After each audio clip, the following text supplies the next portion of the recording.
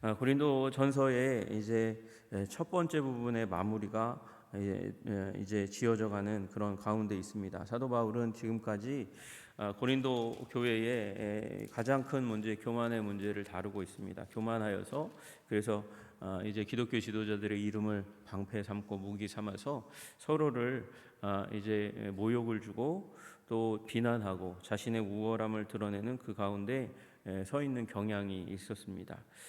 그래서 사도 바울은 이 서두에 이 인사할 때에도 너희가 그 안에서 그리스도 안에서 모든 일 곧 언변과 모든 지식이 풍족한 것, 그래서 그리스도의 증거가 너희 중에 견고한 것, 그것이 참 감사한 일이구나 그렇게 얘기했는데, 그것으로 말미암아서 일어나고 있는 분쟁, 그 분쟁의 일로 인해서 심지어 사도 바울은 이 고린도 교회의 지도자들 그룹을 뭐라고 얘기하냐면 어린아이의 일을 행하고 있다, 그렇게 육체에 속해 있다, 그렇게 얘기했었어요. 이건 사실은 모욕을 주는 듯한 그런 내용이죠. 너희가 그렇게 교회의 지도자라고 그렇게 교회 가운데서 어저께 살펴본 대로는 너희들이 많은 것을 안다고 그래서 그 지식으로 말미암아 왕노릇하고 있구나. 그런데 싸우고 있는 모습을 보니까 너희들은 전혀 어른이 아니다. 성장해 가고 있는 모습이 아니라 육체적인 모습을 보이고 있다. 그러면서 이제 그들이 자부하고 있던 이 철학적 근거에 의해서 그래서 의시되고 있던 그들의 어깨를 누그러뜨리고 있는 그런 모습을 보게 됩니다. 여러분, 그런데 사도 바울이 그렇게 하고 있는 이유가 무엇입니까? 그렇게 사도 바울이 그들을 마치 모욕을 주듯이 하고 있는 그 이유는 다른 게 아니라 아버지로서 지금 훈육을 하고 있는 것이라고 사도 바울은 얘기하고 있는 거죠. 그래서 이게 사도 바울은 거기에서 이제 배수의 진을 치고 있는 것입니다. 마치 지금 고린도 교회가 분쟁하고 싸우고 논쟁하고 있는 그 가운데서 마치 이제 설립자인 바울이 참전해서 그 가운데 똑같은 모습을 보이고 있는 것이 아니라는 것을 이 고린도 교회 지도자들에게 얘기하고 있는 것이죠. 그래서 14절에 얘기하는 대로 내가 너희를 부끄럽게 하려고 이것을 쓰는 것이 아니다. 의도가 너희들을 부끄럽고 창피하게 만드는 것, 너희들을 내가 이 모욕을 주는 것, 그것이 나의 진정한 의도가 아니라는 것을 기억해 주기 바란다. 그렇게 얘기하면서 오직 너희를 내 사랑하는 자녀같이 권하려는 것이라 이렇게 얘기하고 있어요. 여러분, 우리 사실은 이런 고린도 교회가 보이고 있는 모습은 어떻게 보면 성장의 과정 가운데 한 부분이라고 얘기할 수 있을 겁니다. 여러분, 우리의 자녀들도 성장의 과정 가운데서 이제 타인들과 접촉하면서 학교에 다니고 다른 지식들을 접하면서 아버지와 어머니가 그렇게 크게 보였던 자신의 삶의 가장 큰 축을 이루었던, 아니 전부라고 얘기할 수 있었던 아버지와 어머니가 어느 순간 대단해 보이지 않는 상황이 생기게 됩니다. 그래서 아버지 어머니를 관찰하다가 보니까 이 외부에 있는 누군가가 더 크게 보이고 아버지와 어머니는 초라해 보이는 일들이 일어나고, 그리고 어느 순간에는 내가 아버지와 어머니의 지식의 부분들을 넘어갔다고 생각하는 그런 생각이 들어올 때가 있어요. 그러면 아버지 어머니에게 좀 이제 건방진 태도를 보이는 일들이 일어나죠. 그건 성장의 과정들 가운데서 필요한 부분이라고 얘기할 수 있습니다. 그러나 거기에 계속 머물러 있으면 정말 계속해서 어린아이인 거죠. 철이 없는 겁니다.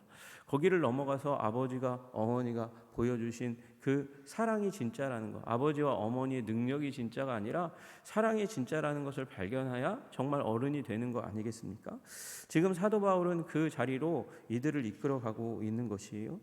여러분, 그래서 사도 바울이 내가 너희를 자녀같이 권하는 것이라, 내가 누구인가 너희들이 기억하였으면 좋겠다, 그렇게 말씀하고 있는 것이죠. 15절에 보니까 그리스도 안에서 1만 스승이 있으되, 1만 스승, 수많은 스승들이 있다고 얘기하는 것입니다.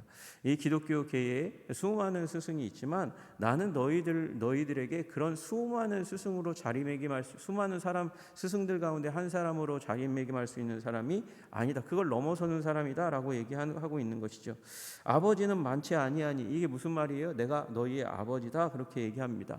내가 너희들의 아버지라고 얘기할 수 있는 그 이유가 무엇인지 아니? 그리스도 예수 안에서 내가 복음으로써 너희를 낳았음이라.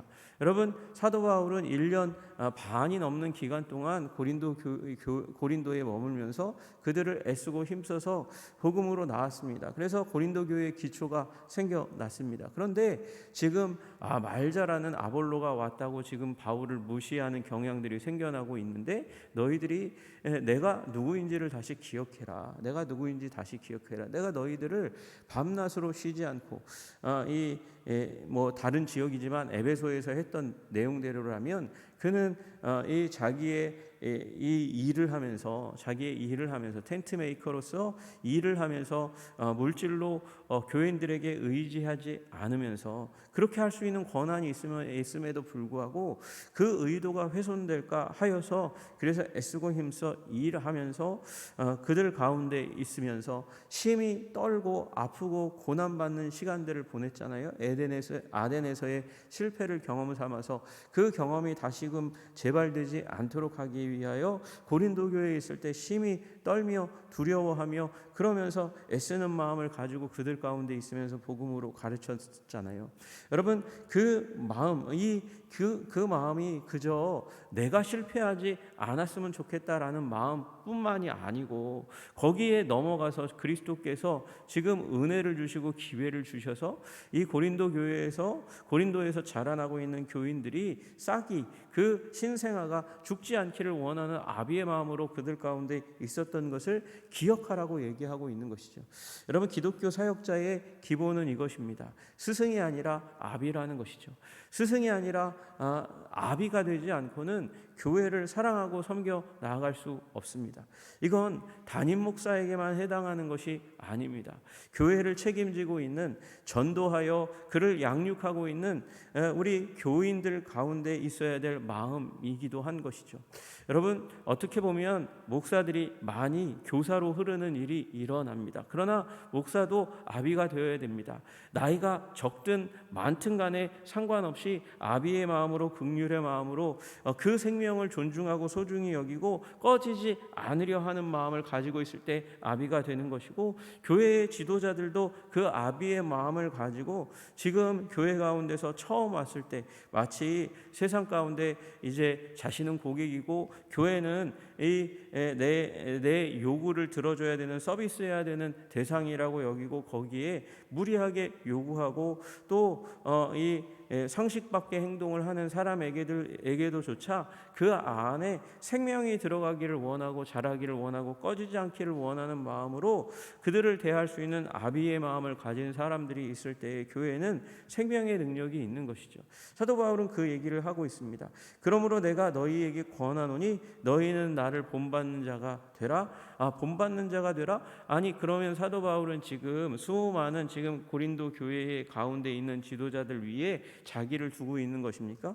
지금 너희는 나를 본받는 자가 되라고 얘기하는 건 너희들 가운데 있는 지도자들도, 그리고 고린도 교회에 있는 한 사람도 결국 아비의 마음을 가진 기독교 지도자가 되지 않고는 고린도 교회는 온전하게 될 수 없다. 내가 아버지의 마음으로 너희를 대하는 것처럼 너희들도 아비의 마음으로 교인들을 대하고 서로를 대하는 일들이 일어나야 된다라고 얘기하는 것입니다. 생명 존중의 마음을 가지고 서야 한다는 것이죠. 그럴 때 교회는 교회 되는 것입니다. 교회는 힘을 얻게 되는 것이고 교회는 평안을 얻게 되는 줄로 믿으시기를 주님의 이름으로 축복합니다. 가끔 남편이 화가 막 불일듯 일어나가지고 아이를 잡으려고 하고 배우자에게 윽박지르는 그런 상황이 일어납니다. 그러면 그 상대 배우자, 아이들은 그것에 대적할 그런 자리가 아니죠. 상대 배우자가 누그러집니다. 왜요? 자기가 자존심이 상하는 그걸 참아서가 아니라 그렇게 싸우면 가정이 가정되지 않고 그리고 자녀들이 온전하게 서지 못하니까 참습니다. 여러분, 그렇게 참아줘야 그 폭풍이 지나가는 것이죠. 여러분, 그리고 그렇게 화를 내고 나면 자기의 분노가 아버지의 입장에 서지 않았고 어머니의 입장에 서지 않았다는 것을 회개하고 돌이키고 또 그 길로 들어가지 않아야 가정이 온전하게 서는 것입니다. 같이 싸워서는 가정이 가정되지 못하는 것이죠. 여러분, 아비의 마음, 화평을 원하는 마음, 생명을 원하는 마음, 생명이 지속되기를 다치지 않기를 원하는 아비의 마음, 어비의 마음으로 서시는 저와 여러분들 되시기를 주님의 이름으로 축복합니다. 가정에서뿐만 아니라 교회에서 그렇게 서시는 저와 여러분들 되시기를 주님의 이름으로 축복합니다. 여러분, 그리고 사도 바울은 그 아비의 마음으로 섰다는 것을 다시금 이 고린도 교회에 보여줍니다. 17절에 얘기하는 거죠. 이로 말미암아 내가 주 안에서 내 사랑하고 신실한 아들 디모데를 너희에게 보내었다. 왜 그렇습니까? 아프터 서비스 하기 위해서요. 도와주기 위해서요. 섬겨주기 위해서요. 사도 바울의 지금 수제자라고 얘기할 수 있는 디모데를 보내어서 그로 하여금 이 교회에 사도 바울이 복음을 전할 이 교회를 세울 때 전하여 주었던 그 하나님의 말씀을 다시 한번 기억나게 하기를 원하는 것이죠.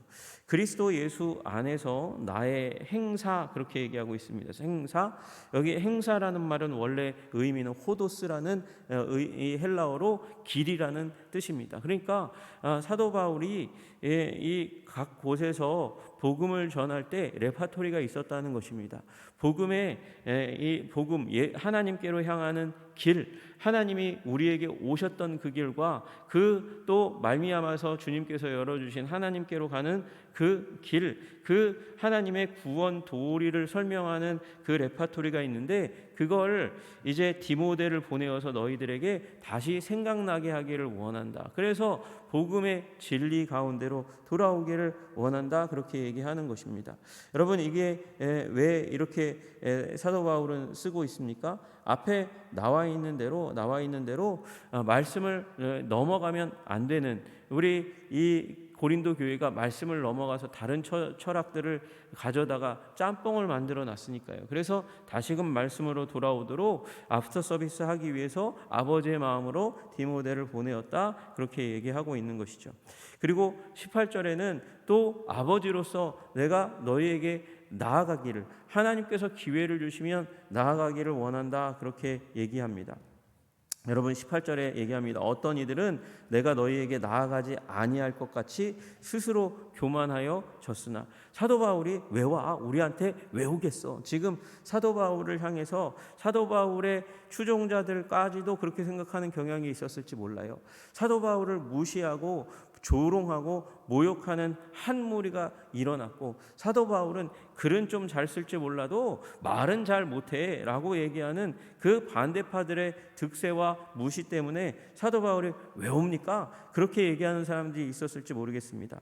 그래서 사도 바울은 얘기하는 거예요. 어떤 이들은 내가 너희에게 나아가지 아니할 것 같이 그렇게 마치 교만한 그런 태도를 가지고 있는데, 여기 교만이라는 말이 이게 몸을 부풀리는 짐승의 모습을 얘기하는 거거든요. 서로 싸울 때, 서로 대결할 때 짐승들이 하는 행동들 중에 하나가 몸을 부풀려서 자기의 모습을 크게 만드는 겁니다. 그걸 교만이라는 단어로 사용하고 있는 거예요. 그래서 그들이 지금 자기의 몸을 부풀려서 마치 의시되고 힘 있는 것처럼 그렇게 군림하려고 하는 모습을 보이고 있는 그 일들이 내가 너희들한테 안 올 거야 라는 그런 생각 때문에 그렇게 커지고 있지만, 주께서 허락하시면, 주께서 원하시면 내가 속히 가겠다 그렇게 얘기하고 있잖아요. 빨리 가겠다. 그래서 교만한 자들의 말이 아니라 오직 그 능력을 알아보겠다 그렇게 얘기하고 있습니다. 여러분, 이게 무슨 말이에요? 갑자기 우리 19절의 말씀을 가지고 어떤 분들은 설명을 좀 이상하게 하시는 분들이 있습니다. 여기 오직 능력을 알아보겠으니 라고 얘기하는 말을 가지고 그가 가지고 있는 은사 이제 뭐 기도하면 병이 낫고 귀신이 쫓겨나고 은사가 펑펑 터져 나오는 그런 능력으로 알아보겠다라고 얘기하는 거라고 그렇게 얘기하는 분들이 있습니다. 그거 지금 고린도전서를 전체 읽어보면 그런 맥락이 아니라는 것을 알게 됩니다. 여러분, 여기 나와 있는 능력은 무엇입니까? 오직 능력을 알아보겠으니 하나님의 나라는 말에 있지 아니하고 오직 능력에 있음이라 그렇게 말씀하시는 이유가 무엇입니까? 여기 능력은 무엇입니까? 여러분, 능력은 우리 사도행전 1장 8절에 우리 기억하잖아요. 오직 성령이 너에게 임하시면 너희가 권능을 받고 예루살렘과 온 유대와 사마리아 땅끝까지 이르러 내 증인이 되리라 말씀하세요. 능력은 증인되게 하시는 능력입니다. 그러면 증인에게 임하는 능력은 무엇입니까? 그건 은사입니까? 사도 바울이 이 성령이 임하는 그 가운데 나와서 메시지를 전했지, 사도 바울이 메시지를 전해서 성령이 임하신 것은 아니잖아요. 여러분, 그러니까 은사는 하나님께 속한 것입니다. 은사를 주고 말고는 하나님의 권능 가운데 있는 것입니다. 사도 바울은요, 사도 베드로는요, 그 오순절 상황 가운데서 어떠한 내적인 능력을 나타냈습니까? 그것은 용기였습니다. 두려움 가운데 있었지만, 그리고 내가 그래도 되나? 나는 예수님을 부인했던 자인데, 그러나 하나님의 사랑을 의지하는 마음을 가지고 나와서 복음을 전했잖아요. 여러분, 그러니까 증인의 합당한 모습은 하나님의 사랑을 확신하는 능력이고요. 그리고 그리스도의 증인으로서 능력 있는 모습은 두려움을 떨쳐내는 능력이에요. 여러분, 그것으로부터 시작해서 온갖 내적인 능력에 대해서 얘기하는 것이죠. 여러분, 우리 성결교회는요, 성령의 능력을 강조하는 교파입니다. 성령의 능력을 강조하는데, 오순절과 달리 오순절은요, 밖으로 나타나는 여러 가지 은사에 대해서 강조하는 거예요. 그러나 여러분, 성결교회는 내적인 능력을 강조하는 교파입니다. 주님께서 우리에게 임하시면 우리의 내적인 혁명을 일으키시고 우리의 본질이 변화되게 하시고 부패한 성품을 바꾸어 성결한 성품으로 바꾸시는 하나님이시다. 그것을 믿어서 성령의 능력을 내적인 그 심령의 변화에 집중하는 것입니다. 여기 사도 바울이 얘기하는 것 전체적인 맥락은 은사가 나타나고 병을 고치는 이런 능력들이 아니고, 귀신을 쫓아내는 능력이 아니고, 내적인 증인으로서의 성장 성숙의 모습, 그것이 너희들에게 있는지 내가 시험하여 보겠다, 그렇게 얘기하고 있는 것이죠. 여러분, 하나님의 나라는 말에 있지 않습니다. 또 먹는 것에 있지도 않습니다. 하나님의 나라는 오직 성령 안에서 의와 평강과 희락입니다. 성령의 지배를 받음으로 말미암아 의로운 그 의의 성품이 성장해 가는 것이고, 그리고 화평, 관계가 아름다워지는 것이고, 그리고 삶이, 공동체가 기쁨이 넘쳐나는 것입니다. 교회가 기쁨이 넘쳐날 때 거기에 하나님의 나라가 임했다고 얘기할 수 있는 것이죠. 사도 바울은 그걸 확인해 보겠다, 그렇게 얘기하고 있는 것이에요. 너희가 무엇을 원하느냐? 너희들이 그렇게 교만한 모습, 그 어깨에 힘을 주고 몸을 부풀리고 내가 잘났다고 군림하려고 하는 왕처럼 드러내는 그 어린아이와 같은 모습으로 있으면 내가 너희들에게 매를 가지고 갈 수밖에 없다, 심히 꾸짖을 수밖에 없다, 그렇게 얘기하는 그 상황, 비유이죠. 나아가서 지도자들을 실제로 매로 치겠다고 얘기하는 것이 아니라 징계가 필요한 그런 어린아이의 모습으로 서 있을 것이냐? 그걸 버려라. 내가 너희들에게 나아갔을 때는 너희에게 사랑과 온유한 마음으로, 영혼으로 너희를 대할 수 있도록 그렇게 변화된 모습을 갖추었으면 좋겠다. 돌이켜라, 이렇게 얘기하는 아버지의 마음으로 내가 너희에게 다시 나아가는 그 과정 가운데 너희들이 오히려 변화되어 있을 것을 구하는 것이죠. 여러분, 우리 자녀들이 그렇잖아요. 싸우고 나면 그 씩씩대고 분을 표출하고 소리를 지르는 그런 자녀들의 모습을 가끔 발견할 수 있습니다. 그 자리에서 돌이켜서 아이들이 잘못했어요 라고 얘기할 때에 아버지 어머니의 마음이 풀어지는 거잖아요.